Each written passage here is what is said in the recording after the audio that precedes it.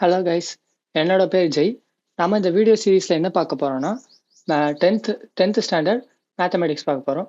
10th ஸ்டாண்டர்டில் மேக்ஸில் first chapter என்ன கொடுத்துருக்காங்கன்னா, ரிலேஷனல் ஃபங்க்ஷன். நம்ம இந்த இந்த இந்த ஃபஸ்ட்டு வீடியோவில் நம்ம வந்து ஃபஸ்ட் சாப்டரோட ஓவர்வியூ பார்க்க போகிறோம். ஸோ ஃபஸ்ட் நம்ம ரிலேஷனாக என்னன்னு தெரிஞ்சுக்கலாம். ரிலேஷன் அப்படின்னா என்னதுன்னா, நம்ம புக்லேயே ஒரு நல்ல எக்ஸாம்பிள் ஒன்று கொடுத்துருக்காங்க. பேஜ் நம்பர் 7 எடுங்க. ஸோ இதில் பார்த்தீங்கன்னா தெரியும், ஒரு செட்டில் வந்து ஹைட்டு கொடுத்துருக்காங்க, இன்னொரு செட்டில் வந்து ஸ்டூடெண்ட்ஸ் கொடுத்துருக்காங்க, 10 ஸ்டூடெண்ட்ஸ். ஸோ 4.5ங்கிறது 2 ஸ்டூடெண்ட்ஸோட ரிலேட் ஆகிருக்குது, 4.7ங்கிறது ஒரு ஸ்டூடெண்ட்டோட ரிலேட் ஆகிருக்குது, 5 வந்து 3 ஸ்டூடெண்ட்டோட ரிலேட் ஆகிருக்குது.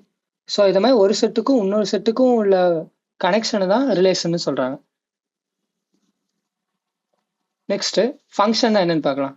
ஃபங்க்ஷன்னா அதுவும் ஒரு ரிலேஷன் தான், ஆனால் சில கண்டிஷன்ஸ்க்கு உட்பட்டது தான் ஃபங்க்ஷன்னு சொல்கிறாங்க.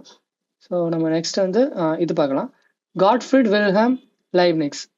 ஸோ அவரை ஏன் இந்த லெசனில் நமக்கு கொடுத்துருக்காங்கன்னா, அவர் தான் ஃபஸ்ட்டு ஃபங்க்ஷனுங்கிற வேர்டை வந்து யூஸ் பண்ணியிருக்காரு அவரோட புக்கில். ஸோ ஃபங்க்ஷன் அவர் எதுக்காக யூஸ் பண்ணியிருக்காருன்னா, ஒரு கிராஃபில் ஒரு பாயிண்ட்ஸ் வேரி ஆகுதுல்ல, அந்த பாயிண்ட்ஸை டினோட் பண்ணுறதுக்கு தான் அவர் கொடுத்துருக்காரு. அதாவது Y equal to F of X, எக்ஸில் ஒரு வேல்யூ கொடுத்தோன்னா ஒய்யில் ஒரு வேல்யூ வருது. ஸோ இதை தான் அவரோட புக்கில் வந்து டினோட் பண்ணியிருக்காரு. ஸோ நம்ம நெக்ஸ்ட் வீடியோவில் வந்து கார்ட்டீசியன் ப்ராடக்ட், ஆர்டர்டு பேர், அதெல்லாம் நம்ம என்னன்னு பார்க்கலாம். தேங்க்யூ.